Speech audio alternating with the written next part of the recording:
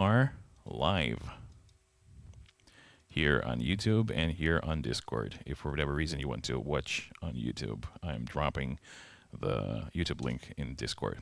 Hey everybody, nice to meet you. Tell me if you see me well, tell me if you hear me well. I am going to be showing you how CyberGaffer works today. My name is Dennis. I'm from the Antilatency CyberGaffer team. And today I want to show you a bit about how everything works here. Now, we are right now in a small green screen studio with our talent Gloria, who agreed to help us here. She is standing in the middle of a virtual scene, as you can see here, and I can control her using Unreal Engine. We are keying her out with the Ultimate, and the cool thing is that CyberGaffer is reconstructing the virtual lighting that it measures using this lighting probe that you can see in the bottom left corner, and reconstructs it with the physical light fixtures inside the studio. I'll tell you a little bit more about how it works. Let me just quickly show you that if we move inside Unreal, we'll see that the lighting changes as well. Of course, the color of the keyer does not match anymore, so we can go and resend the color. It's another feature that we're adding to CyberGaffer that allows you to automatically send the color that you need for the keyer, in this case to the Ultimate. And we can see that it doesn't look good, so one of the things we can notice immediately is that the light fixtures are not working too hard here. They're mostly not working at all, or very low level of energy. So we can go inside the CyberGaffer plugin in Unreal Engine and actually raise the exposure and turn up the brightness of the entire world. In this case, there is a little more activity on the side of the light fixtures. We can, I think, go even a little bit further and go to 5.5. This looks better. Let's resend the color. The keying got a bit better. Now we can color correct the scene using the multiplier a little bit, and that gets rid of the keying problems altogether. It was a short demonstration of how you can use CyberGaffer to work here. And let me now tell you what allows that to happen. No.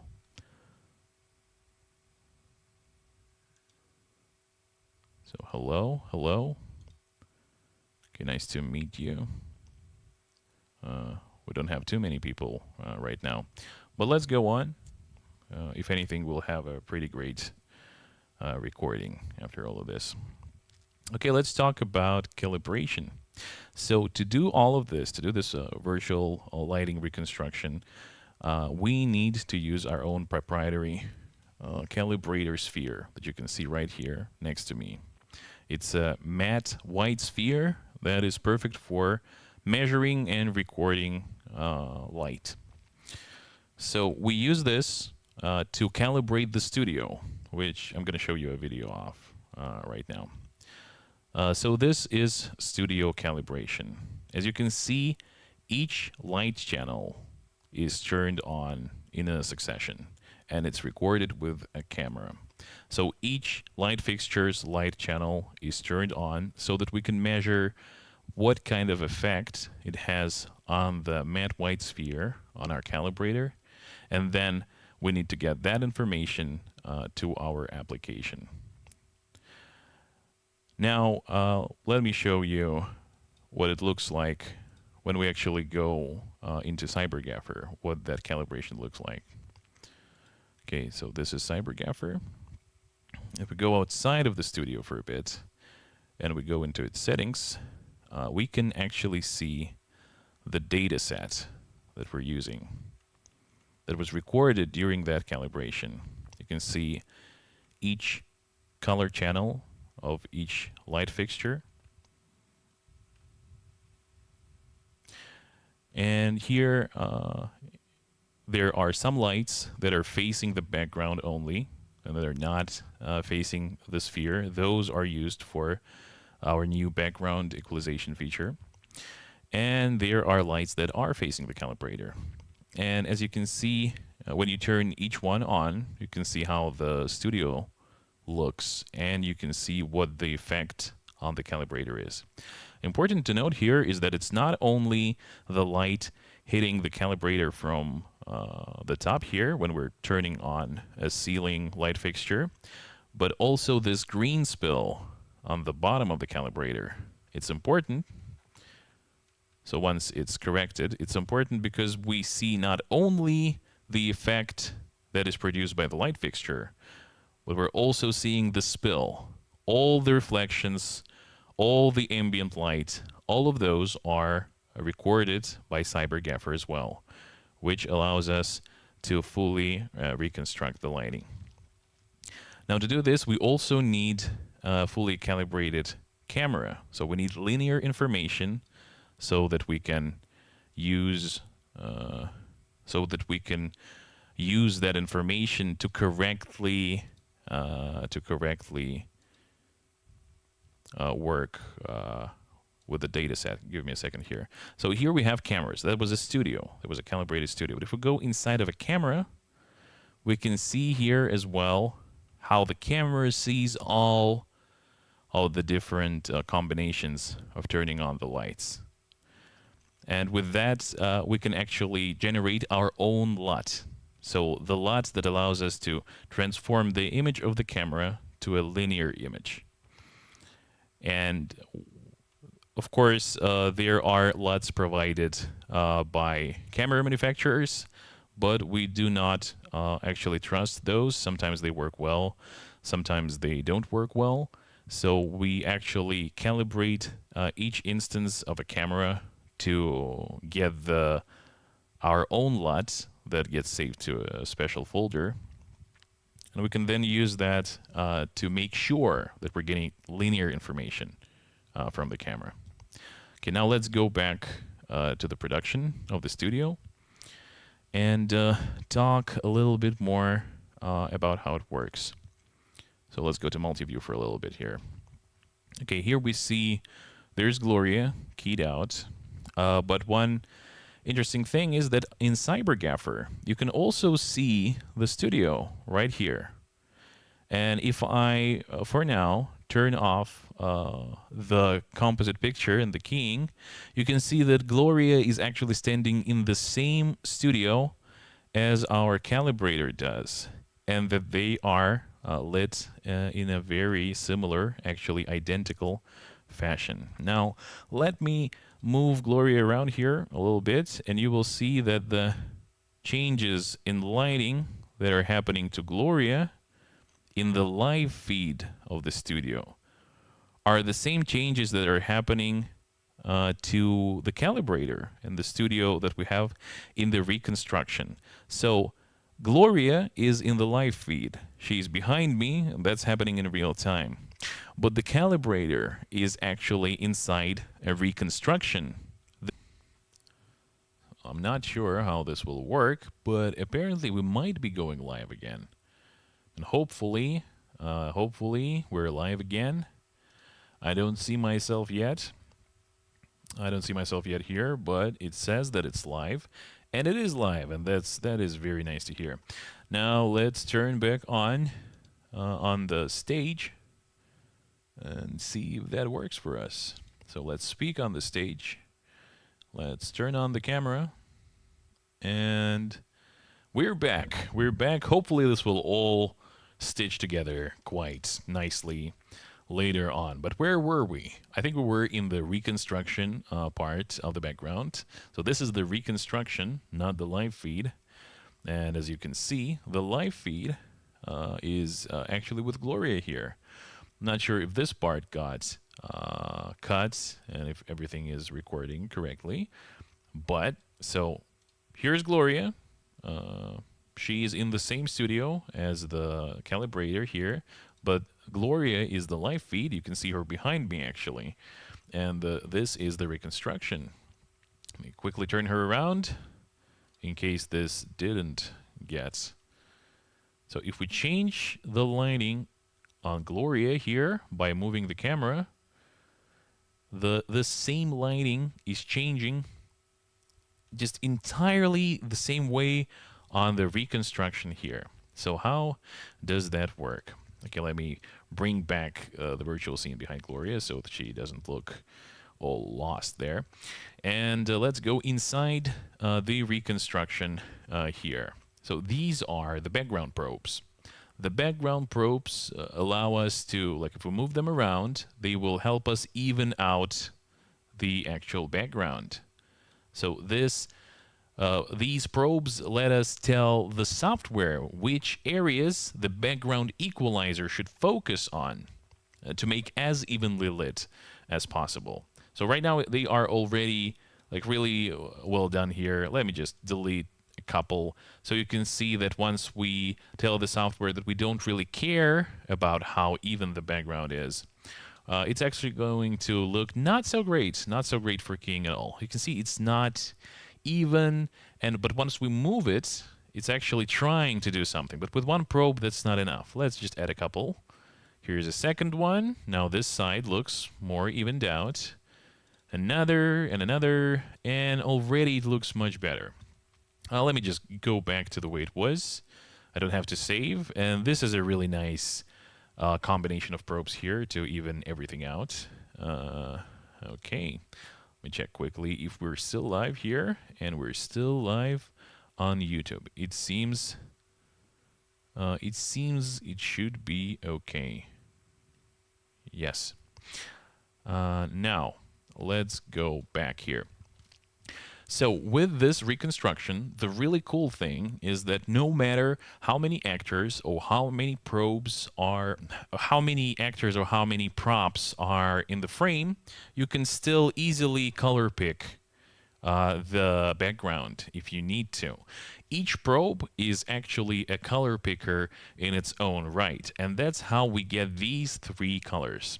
So this average color is the color that's average between all of these probes. That's the easiest choice when you're not really sure what you need. Then there's the minimum saturation one. So this color is actually the least saturated probe out of all of these. It can be very useful if you have some changes in saturation, you have some noise in the picture. It can help you out.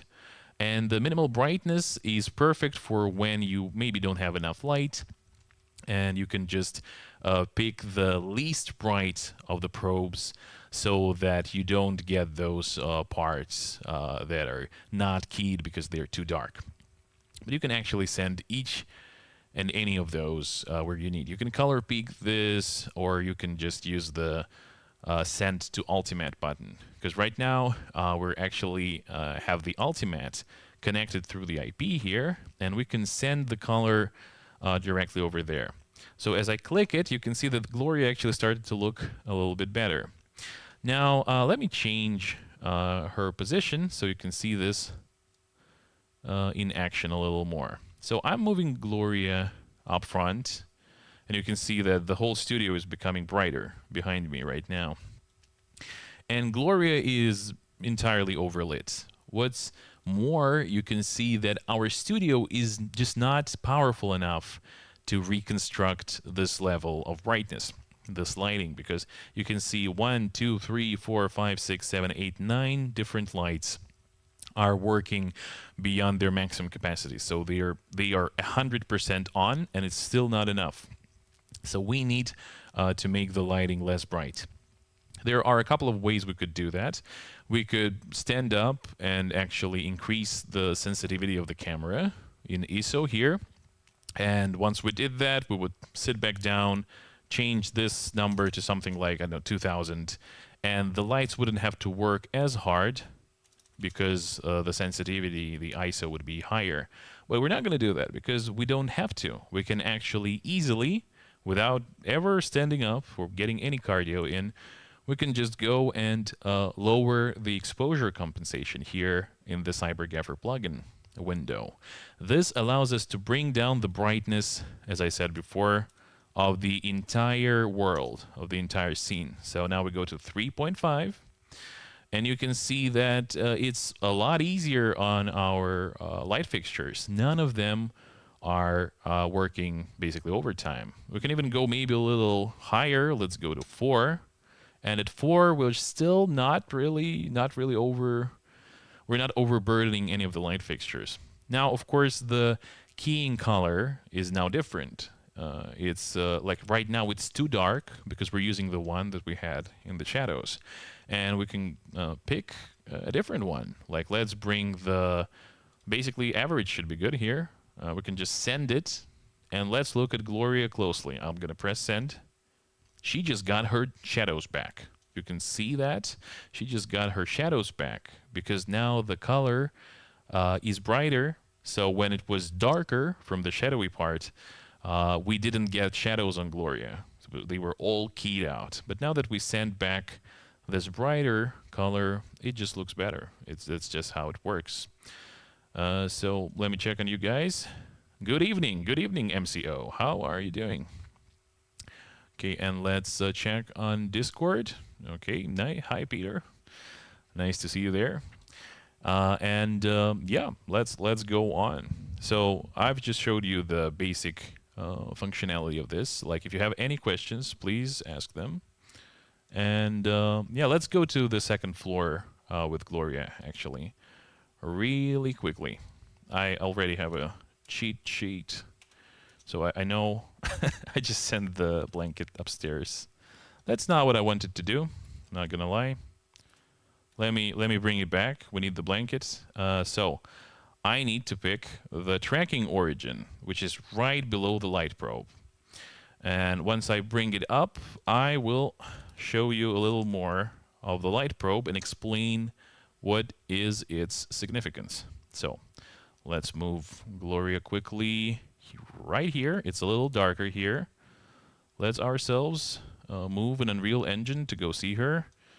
And we can just place her in this corner, I think, with not much of a problem. Okay, let's turn her around. And now we can see that the color of the keying is too bright, and that's why we have this whole darker area around her. Let's just send the average color, see what it does. The keying is already pretty good. Like the problem, it's still a little too dark, but that's if we look at the light fixtures, they are not actually almost working at all. So maybe it's just too dark to key. And for that, again, we could increase the sensitivity of the camera, stand up, do all that, but we should, because it's much easier, just actually increase the exposure compensation. Let's go one stop up. We're going to go to 5, and it's like the keying already looks much better. After that, of course, we press the send, and we now have Gloria's shadow back, which is good. And this is not a very bright spot, so I think maybe minimum brightness. But minimum brightness gets rid of the shadow. So what can we do here? I like shadows on my actors, so I am going to go up a little bit more with the exposure compensation. But we will see that there are some fixtures that are now overburdened. They are in the red zone. But the keying looks much nicer. Let's resend again. Resend the keying. And we have the shadow, and we have a little bit of a dark spot at the top there. What can we do? Well, there are a couple of things we could do. First of all, a really interesting thing, we can look at which light channels are overburdened here. It's mostly blue. And we can go to the color multiplier here and lower the blue a little bit so that we don't have to use that much blue. Now, as we lower the blue color, we're actually inching towards the green color, which will give us a little more spill. But let's try and send the least saturated color here. Now, the skirt is going, the skirt has some holes in it, which is not great. So I think this is not a good way of moving forward. Let's try something else. Let's try to color correct in a different direction. let's try to make everything a little more red here while staying somewhere around here. Okay, now let's try to resend this. We have some of the shadow. We don't have most of it, which is not great. And I think we should try something else entirely now. Okay, let's go back to the mostly blue. Send back the minimum brightness.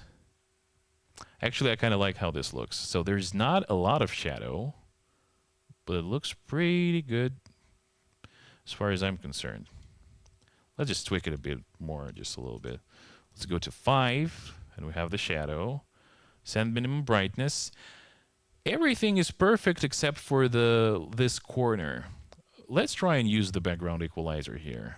Let's go here, and this is the corner, and it's not evened out. Let's move the probe, and oh my god, it's actually gone. So we evened out the corner, and that's using these light fixtures. They're facing the background, and that was really nice, actually. That was really nice. So the corner was really annoying me. So that's how you do it. That's actually how you do it. You use the background equalizer.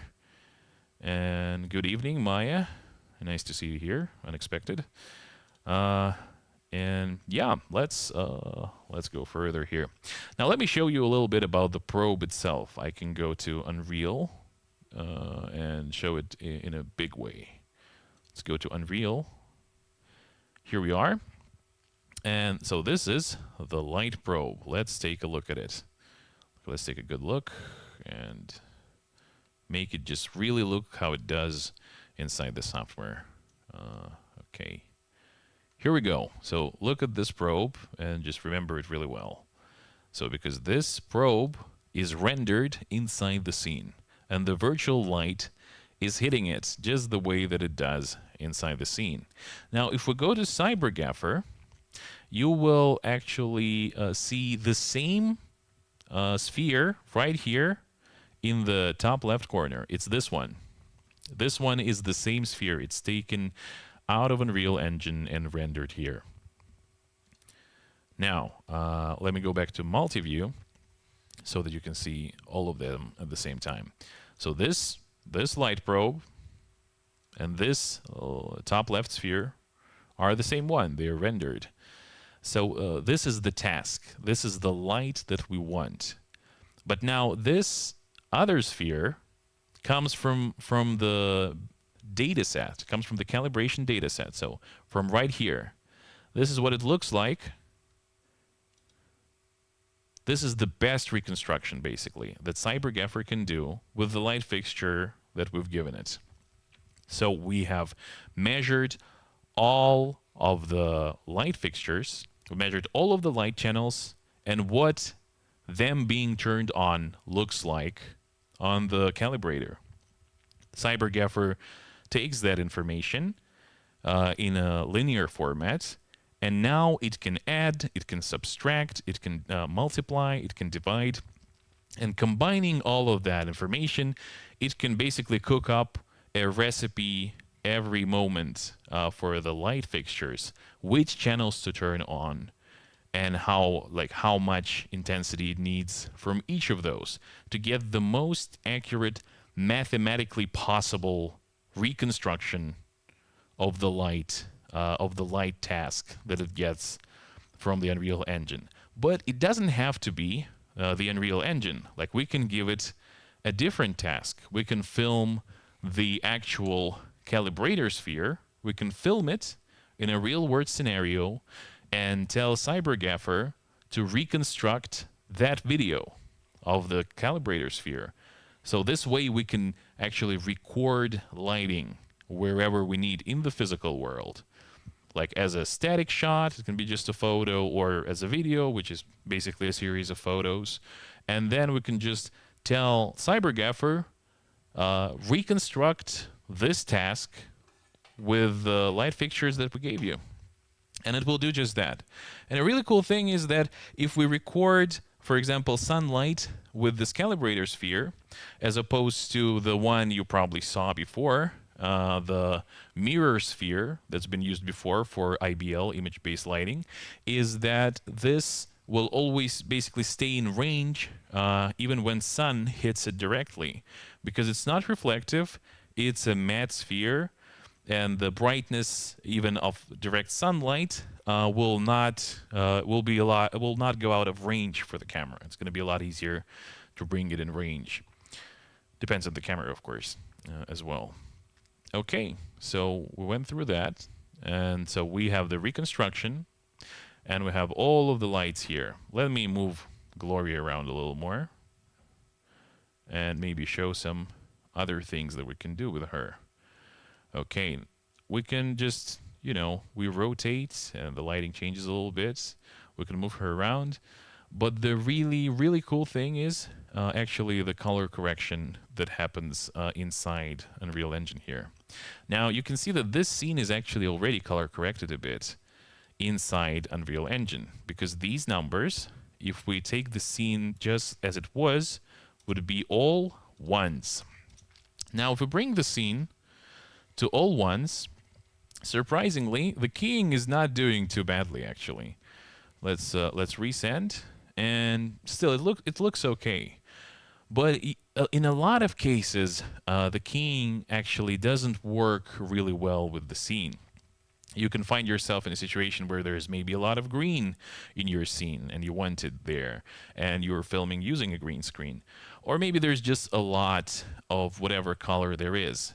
The cool thing is you can actually fix your keying by color grading. So you can color grade the scene whichever side you want. Like in the middle here, we don't really have shadows, for example. It's pretty good, but it's not as good. So like we don't have shadows. We have a little bit of a shadow there. And we want the shadows to come back. Or maybe we want green parts to not be holes on our talent. We can color correct it, like towards blue, for example. And then we resend the color here, and we like this keying better, but we want the original color of the scene.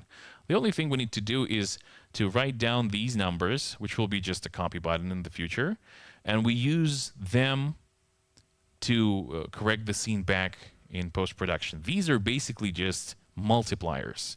So the red channel is multiplied by 0.6 and further. The green channel is multiplied by 0.8. You just need to divide by these exact numbers in post-processing, and you'll get your original color of the scene back. But the keying will be good because you've used the color corrected scene. You've used the color corrected scene to key the subject, because you changing the color of the scene changes the color of the light reconstructed with the light fixtures, which changes the color of the background, which makes it easier to key. And then you bring it all back. Okay, I got through that sentence, which was a little maybe too long, but anyway, have any questions? Please ask them, and we can talk about that as well. Now, is there anything I did not cover that I would love to cover without questions going forward? Let's see. So we talked about the background equalizer. We talked about how calibration works. We talked about how the lighting is getting reconstructed with CyberGaffer, how you can color correct the scene and bring it back in post-production. And basically how you never have to get up from your chair, and you can just, like a conductor, do everything from one computer and not have to bother actually lugging lights around, because they stay in the same place. You hang them there, and everything's good. Now, if you are interested, for example, in how many lights we have here, you can just look at CyberGaffer, and they are counted here, 14 lights. And we have a bit of a mismatch of lights here. Like the first 10 are a lot less powerful than the last 4, because we are just doing an experimental lab here. Of course, in a real situation, we do not advise people to have different powers of lighting. Most of them should be about the same wattage. You might have one powerful spotlight to simulate the sun. For example, if you want some hard lights, But overall, you probably want to have the very similar power levels on all of your light fixtures. But it can still work. As you can see here, it works. It's just that while the weaker lights are working much harder, the like front more powerful lights are actually, you know, using not all of their juice, not working to the full extent. Yeah, that's it. That's one other thing. So the reconstruction helps us a lot. Right now you need to press send every time you want to send the key color to the ultimate, but we're working on ways to make it actually real time so that you don't have to click send, and basically the software will do it for you. And that's something to look forward to. I did not show you the highlight refiner and the narrow spectrum suppression. So the narrow spectrum suppression makes it so that the lights can only use their white spectrum LEDs if they have those. Like for example, here you can see that only white is now used. Of course, that makes a lot of things more difficult, and you need to color correct the whole scene so that it makes sense. But it can still be done, and you can revert it. So regularly it's at 0.01. And there is the highlights refiner feature as well that allows you to work on the highlights on your actual talent. So if we move the highlights refiner back and forth, you can see that it's actually what it does. It makes every light fixture sort of resemble the other ones, so that you have a more even use of the light channels. And it makes sense for example, if you have something very reflective or glossy, if you don't want to see like reflections of two different light fixtures in there, you might want to actually do this so the lights look more like each other, and then they will reflect in a more evenly spread way in that glossy surface. Of course, if you're filming like a car with entirely mirror-like surface, you might want to go for an LED wall instead of doing separate light fixtures. And LED walls are not supported in the current version of CyberGaffer. They were in the very first version of CyberGaffer, and they will be supported in the future. I did not tell you about the equalizer power slider, which is for equalizing background. This actually controls the level of priority on the background equalization that CyberGaffer does. The main goal of CyberGaffer is to reconstruct lighting. And so if we turn equalizer power all the way down, the only thing CyberGaffer will be focusing on is lighting reconstruction. We need to resend. You can see here, the lighting error is 11%, and the background error is 5%. This tells us that even when the only goal of CyberGaffer is reconstructing the lighting, it cannot do this fully. Like this is the task, this is the sphere in Unreal, but it's 11% different from the one that we can actually do with the light fixtures. But the background error is 5.9, and we can see it doesn't look too great right here. But if we move the slider to the right, increase the value, you can see that the light channels are doing something different, and the background is actually changing. Let me do it fast so you can see. It's that part that is getting blown out is actually becoming brighter, less bright. The lighting error is not changing, but the background error is actually going lower. Now, we want the sweet spot of not really changing the lighting error, but making the background much better. Should be somewhere around here. Right now, the background is a lot more even. The lighting error seems basically the same. And we have great keying, and we have nice reconstruction. If I move it all the way here, we'll have the most even background possible, just like very even. But you can see it doesn't do much good because it's, even if I resend, like the background is even, but it has a hard time. Well, you can key it out with minimum saturation here, but Gloria looks really weird. Like the lighting does not match the room at all. So you never want to go here. But if we once again we go to the sweet spot where our lighting error is still 11.3, but the background error goes down to 5.4, 5.5, and we send it, it's actually going to look much better, and it's going to match our scene much better. Yep, that's how it goes. I don't see any questions in the stream, and I think mostly I went through everything I wanted to go through. Let me just cover the current camera settings as well quickly. So the camera settings, as you can see, they are like the aperture, you all know all of those. So the shutter time, ISO, and exposure compensation. Now, we just have these.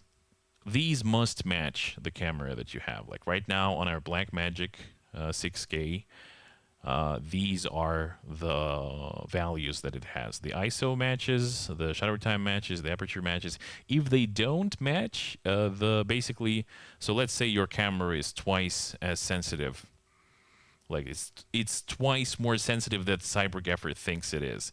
This means that CyberGaffer will be basically too bright. It will be twice too bright because it will be trying to match the sensitivity that you told it the camera has. So this is very important that this always matches. And here on the left, these are actually buttons with the original like values that were used when calibrating this camera. You can see this BMP CC6K. You're the one picking the name here. And if I click it, it will just immediately go to this setting. But it was at a lot like higher shutter time.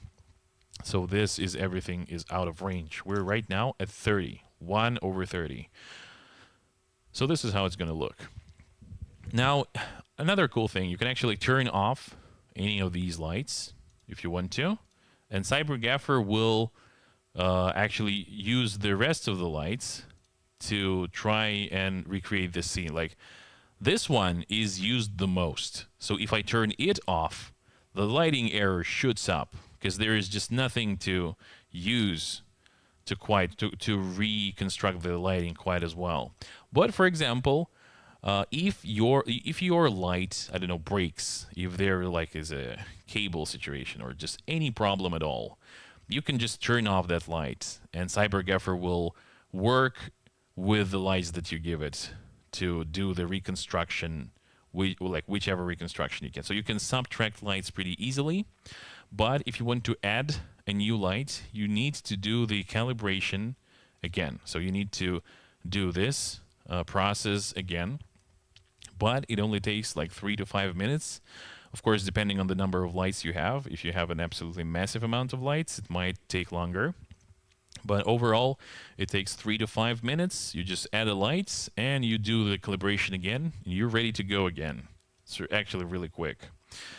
One other thing is if you move any of the lights in your studio, like in a significant way, maybe like 0.5 millimeter, you're fine. But basically, if you move your lights, you need to calibrate again the studio, so that because the whole combination changes entirely.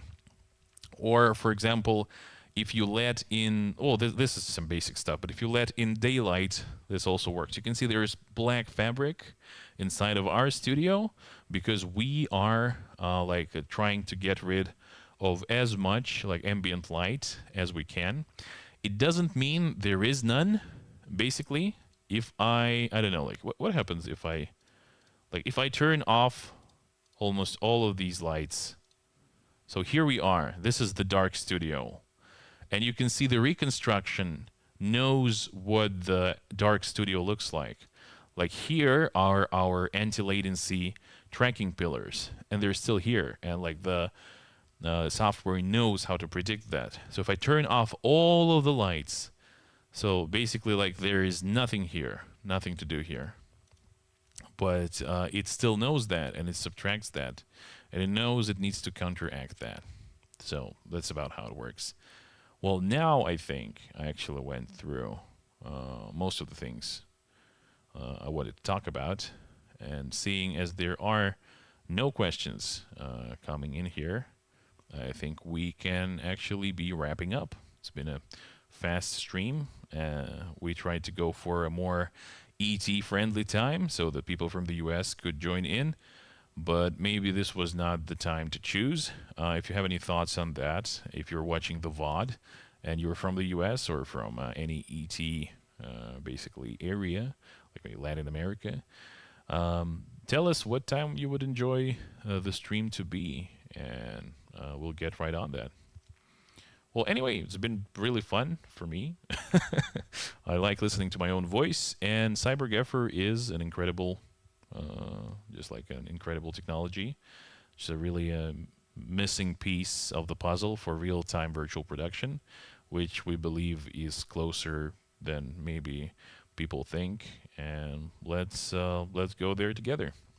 See you next time.